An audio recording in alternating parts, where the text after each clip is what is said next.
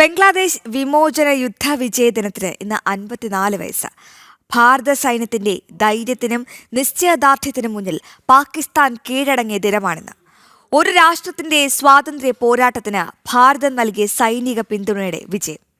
അതായിരുന്നു ബംഗ്ലാദേശ് വിമോചന യുദ്ധം. ദുർഗ തയ്യാറാക്കിയ റിപ്പോർട്ട് കാണാം. 1971 ഡിസംബർ 16 പാകിസ്ഥാൻ സൈന്യത്തിന്റെ ക്രൂരതകളിൽ നിന്ന് രക്ഷ തേടി ലക്ഷക്കണക്കിന് ബംഗ്ലാദേശികൾ ഭാരതത്തിൽ അഭയം തേടി. ആ മനുഷ്യാവകാശ ധ്വംസനങ്ങൾക്കിടയിൽ ബംഗ്ലാദേശ് വിമോചന പോരാട്ടത്തിന് തുറന്ന പിന്തുണ പ്രഖ്യാപിച്ച ആദ്യ രാഷ്ട്രമായി ഭാരതം.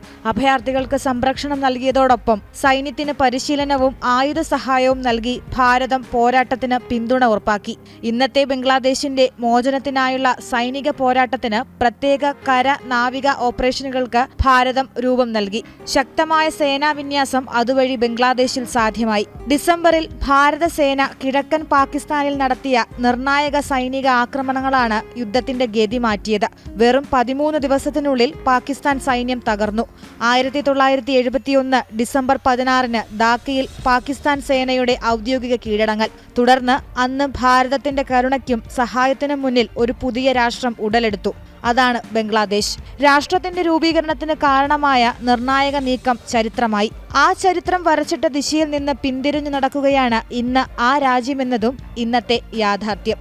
നാഷണൽ ഡെസ്ക്, ജനം.